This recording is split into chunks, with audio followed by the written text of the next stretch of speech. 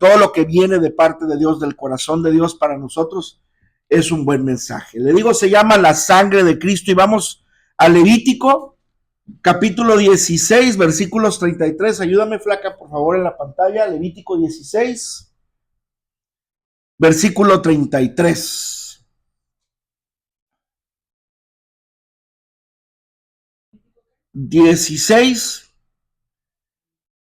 Versículo 33.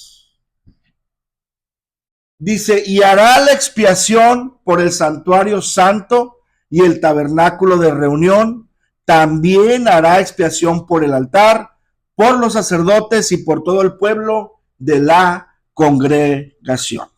Amén y amén. Y fíjense, en estos días, a lo largo de, yo creo que 3 meses, 4 meses, hemos experimentado en la familia varias fisuras o varias quebraduras en los huesos. El primero fue Sebastián, que jugando se lastimó el brazo, y dice él, ¿verdad?, que se le dobló y que con tal de seguir jugando fútbol, solo se lo enderezó, solo se lo acomodó y dijo, para que no se den cuenta mis papás, ¿verdad?, porque si no ya no me van a dejar jugar.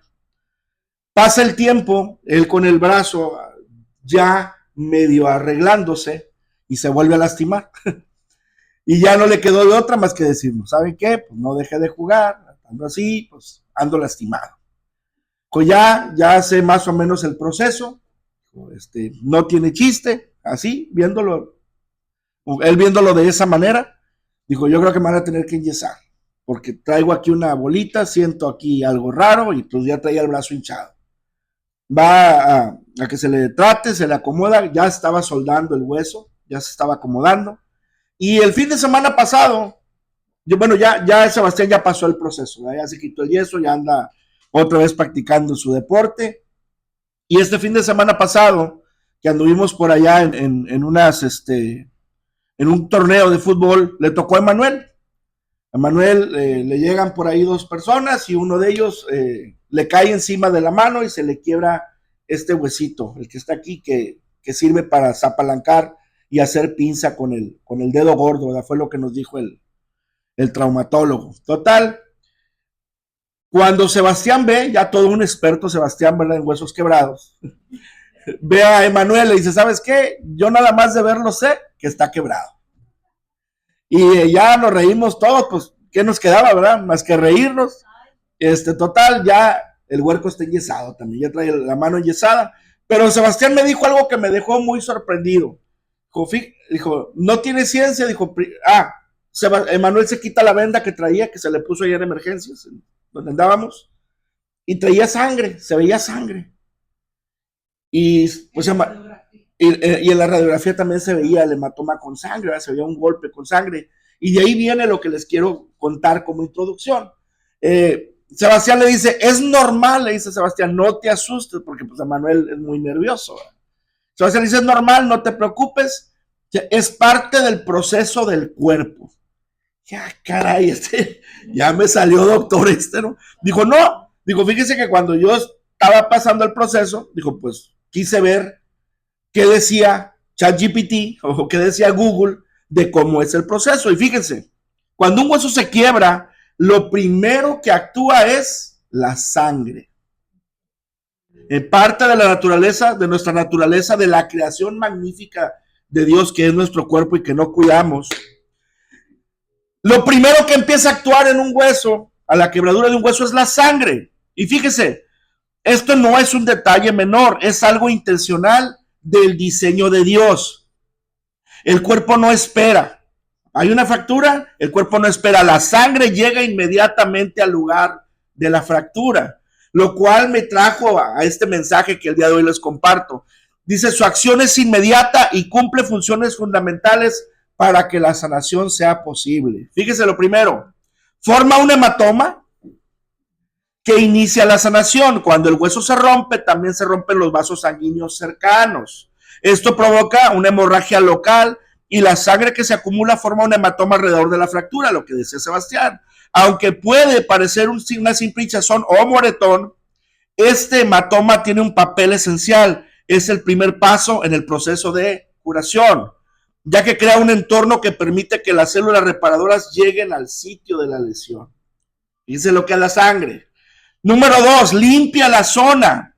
La sangre transporta, no sé qué le esté sabiendo esto, pero mire, la sangre transporta células inmunitarias como los macrófagos y neutrófilos, no pensaba decirle eso, pero se lo tengo que decir, que llegan al lugar para limpiar los restos celulares, destruir bacterias y evitar infecciones. Esta limpieza es crucial para que el cuerpo pueda empezar a construir tejido nuevo sin obstáculos. Número 3, la sangre lleva vida, nutrientes y señales para reparar. La sangre también transporta oxígeno, nutrientes necesarios para las células que trabajarán en la regeneración del hueso. Además, libera factores de crecimiento y otras señales bioquímicas que activan a células especializadas como los osteoblastos, formas de hueso, dice, y condrocitos, perdóneme, formadores del cartílago para iniciar la reparación. No he podido caminar más y ya quiero llorar. Se fija todo lo que hace la sangre. Lo que hace la sangre en el cuerpo también lo hace la sangre de Cristo, mis amados hermanos. Y aquí pudiera resumir el mensaje, nada más con la introducción. Si usted entendió los 3 primeros principios, aquí podríamos decir, venga al altar corriendo. Fíjese lo que hace la sangre en nuestro cuerpo. Señor. Y sabe, de todo esto viene la expiación. ¿Qué es la expiación? La palabra expiación viene del hebreo kipurim, que significa cubrir. Tiene el concepto de cubrir el pecado, al hacer un cubrir en equivalente a rescate. Nos cubre, nos rescata. De modo que se haga la recompensa idónea por el pecado. Cuando escuché a Sebastián con eso, me voló la cabeza. Que cómo es posible que dentro de la creación del cuerpo humano venga a hablarnos Dios de su creación por nuestro pecado.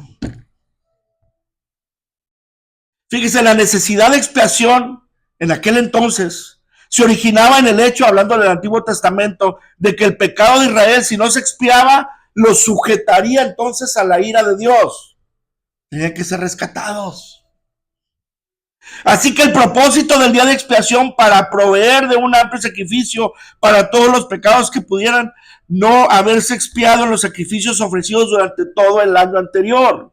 Otra vez, porque hasta yo me revolví. Así que el propósito del día de la expiación era proveer de un amplio sacrificio por todos los pecados que pudieran no haberse expiado en los sacrificios ofrecidos durante todo el año.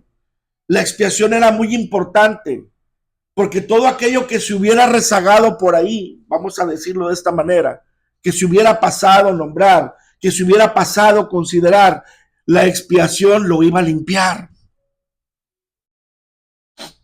Dice Hebreos capítulo 9, versículo 7, pero en la segunda parte dice, solo el sumo sacerdote una vez al año, no sin sangre, dice, la cual ofrece por sí mismo y por los pecados de ignorancia del pueblo.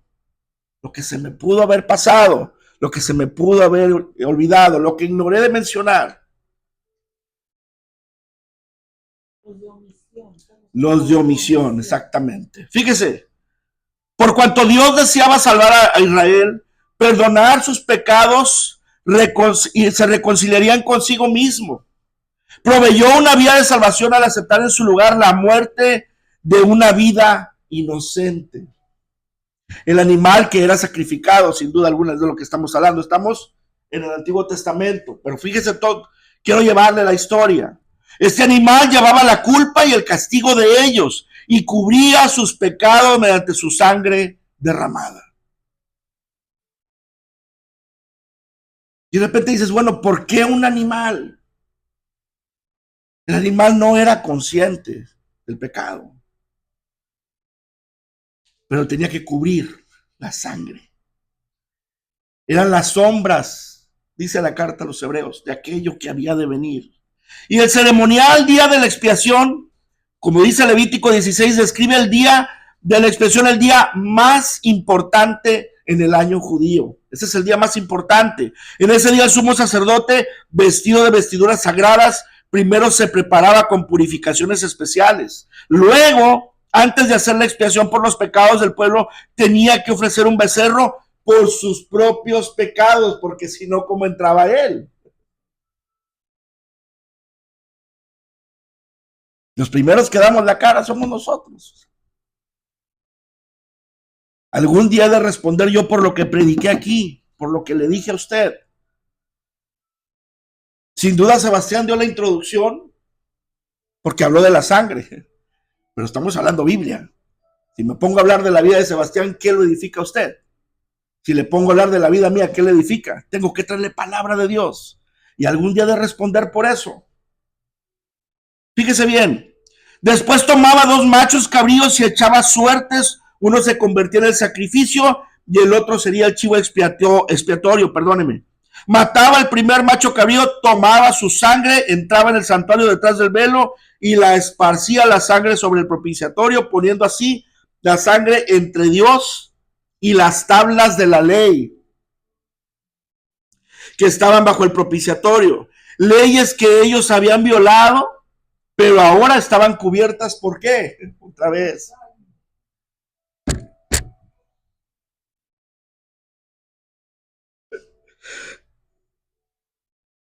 Santo eres, Señor. De esa manera, mis amados hermanos, Señor, de esa manera se hacía la expiación por los pecados de toda la nación. Como un paso final, tomaba el macho cabrío vivo, ponía las manos sobre su cabeza, confesaba sobre ellas todas las iniquidades y rebeliones de los israelitas y lo enviaba al desierto, simbolizando que sus pecados eran llevados fuera del campamento para desaparecer y morir en el desierto. Desaparecer, no traerlos más a memoria. Y mientras preparaba esto, mientras sondaba en el estudio, me quedaba pensando en cómo somos nosotros para recordarle a alguien lo que hizo. Dices que lo perdonaste, pero cada que se puede, lo traes como reuma en invierno, ¿no? Se vuelve a regresar, se vuelve a acomodar. Es muy raro que perdonemos y olvidemos. Y hay gente que hasta lo dice, yo perdono, pero no olvido. Y suena muy bonito como frase, con algún apellido, ¿verdad? Con algún Ramírez, algún Villanueva, así. Yo perdono, pero no olvido. Yo soy Ramírez. Y a los Ramírez ni los mires.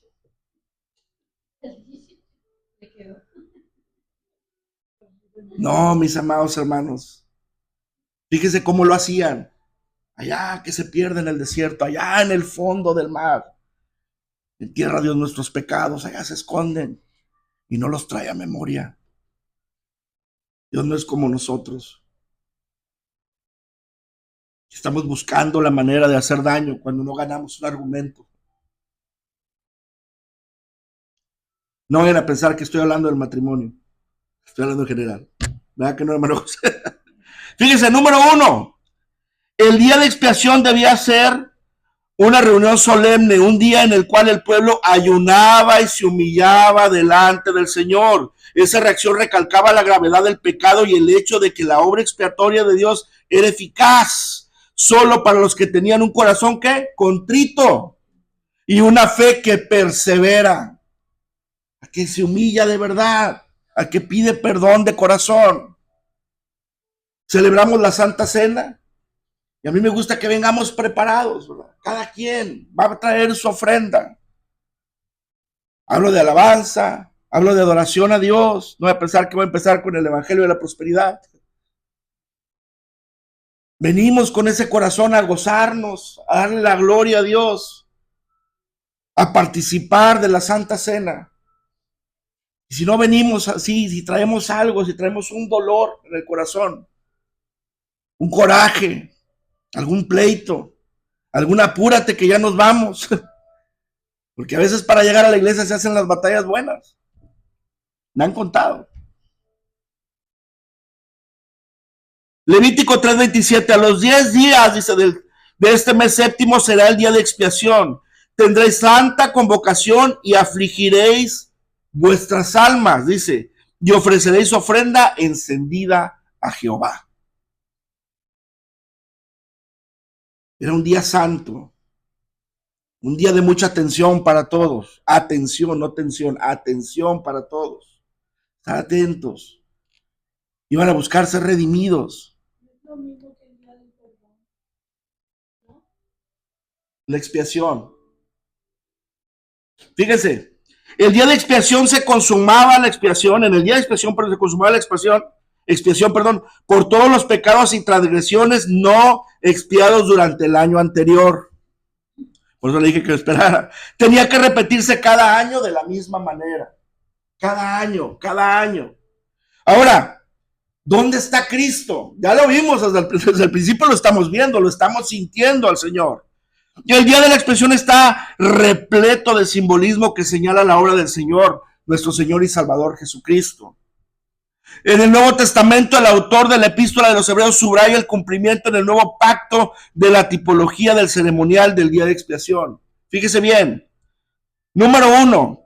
El hecho de que los ceremoniales, expiatorios del Antiguo Testamento tenían que repetirse anualmente indica que había algo temporal en cuanto a ellos. Señalaban por anticipado el tiempo en que Cristo vendría a quitar de manera permanente todo pecado confesado. Hebreos 9:28 dice, así también Cristo fue ofrecido una sola vez para llevar los pecados de muchos y aparecerá por segunda vez sin relación con el pecado. Dice, para salvar a los que le esperan. Una sola vez. Una sola vez fue suficiente. Él fue sacrificio y fue sacerdote al mismo tiempo. Es sacerdote al mismo tiempo. La cabeza de la iglesia.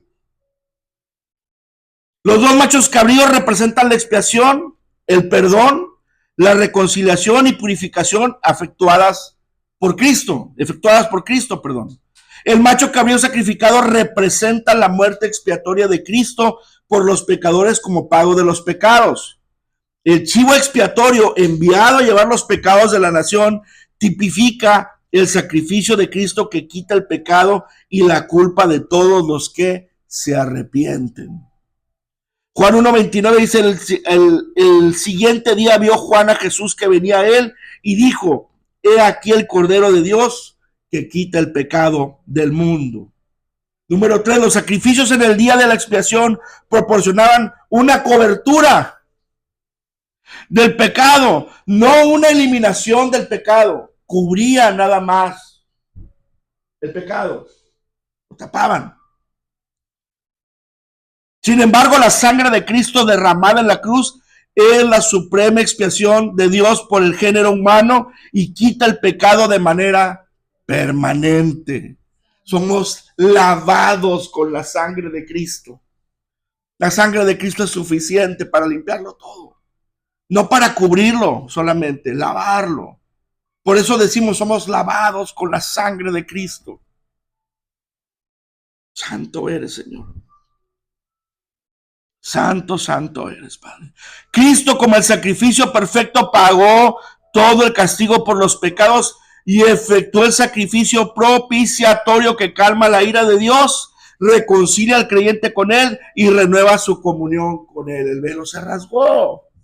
Tenemos libre acceso al Padre. Oye, esto está bueno. Primera de Pedro 1:18 al 19 dice, sabiendo que fuisteis rescatados de vuestra vana manera de vivir, la cual recibiste de vuestros padres, no con cosas corruptibles, dice, como oro o plata, sino con la sangre preciosa de Cristo, como de un cordero sin mancha y sin contaminación. Esto no es como una herencia cualquiera. No es como algo que te dejó la abuela o el abuelo, no. de la sangre de Cristo, el perdón de pecados. Somos lavados con su sangre. El santuario donde entraba el sumo sacerdote con la sangre para hacer la expiación representa el trono de Dios en el cielo. Cristo entró en ese lugar santísimo del cielo después de su muerte, llevando su propia sangre para hacer expiación por el creyente delante del trono de Dios. ¿Se fija? Dios no preparó a Jesús para que le pagara al diablo. No. Cristo se entregó por nosotros en sacrificio para con Dios. Nada se le pagó al diablo. Para que no van a decir, no, que Cristo se le entregó al diablo, murió por eso. No.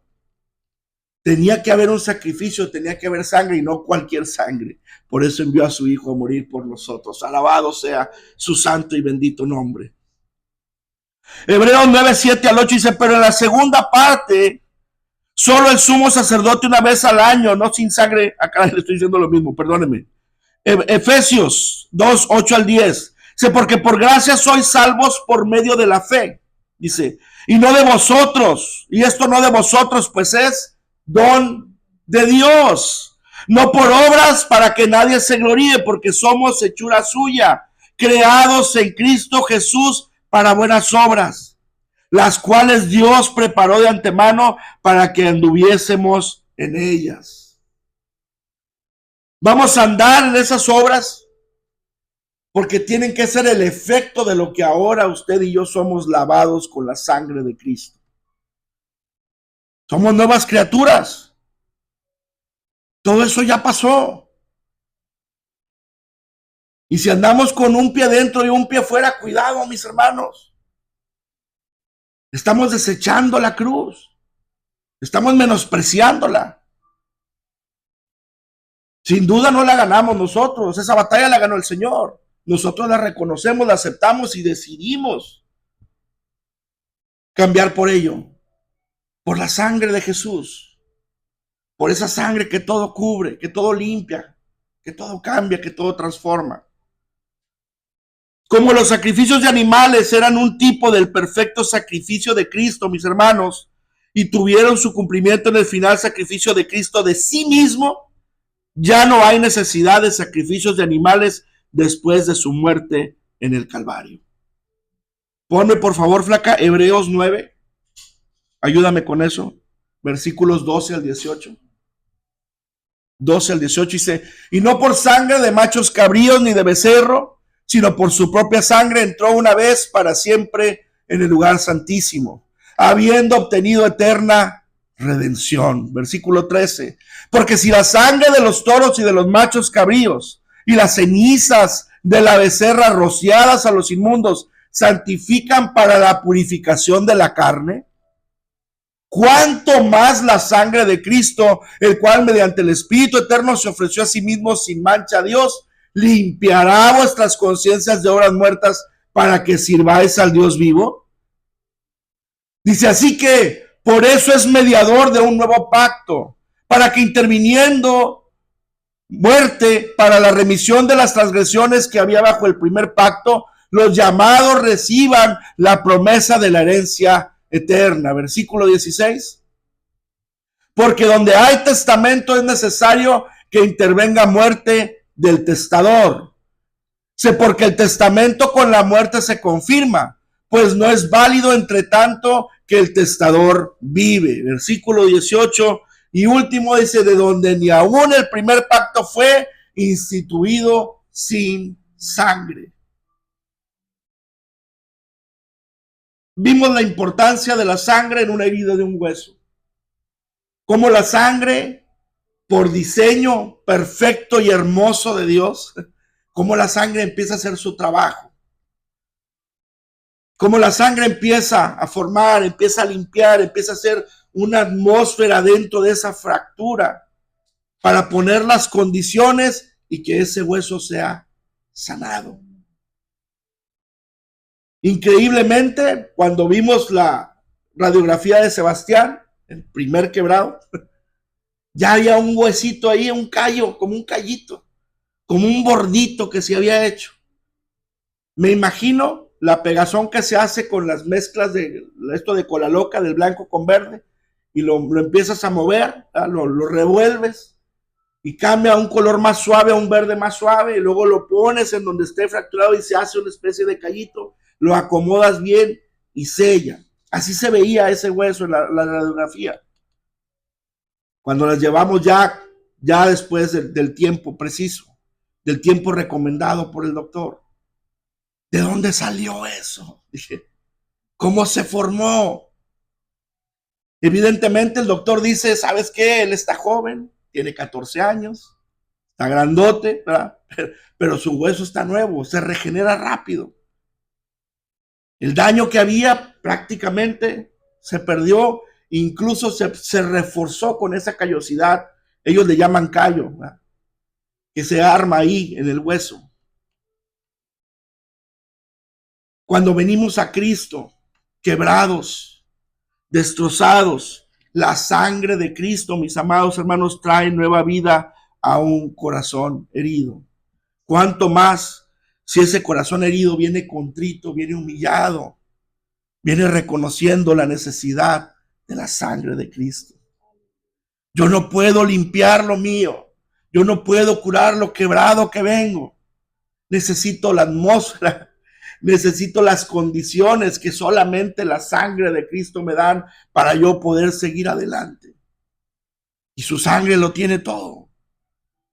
Su sangre tiene lo necesario para que volvamos. Nos fortalece con la gracia de Dios, nos capacita para crecer donde antes solo había la fractura. Si eso hace la sangre normal, ¿qué nomás hará la sangre de nuestro Jesús? Precioso Señor, no solo nos repara, mis amados hermanos, nos renueva, nos transforma, nos liberta. Sí, es que tú tomaste la decisión, claro.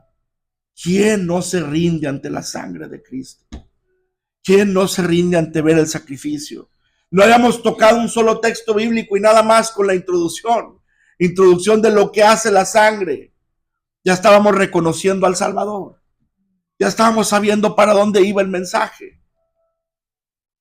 Ya entendíamos que la sangre de Cristo tiene poder. La sangre de Cristo tiene poder para limpiarnos de todo pecado. No solo repara, sino renueva. Dice, de modo que si alguno está en Cristo, nueva criatura es. Las cosas viejas pasaron y he aquí, todas son hechas nuevas. Alabado sea el nombre de Cristo Jesús.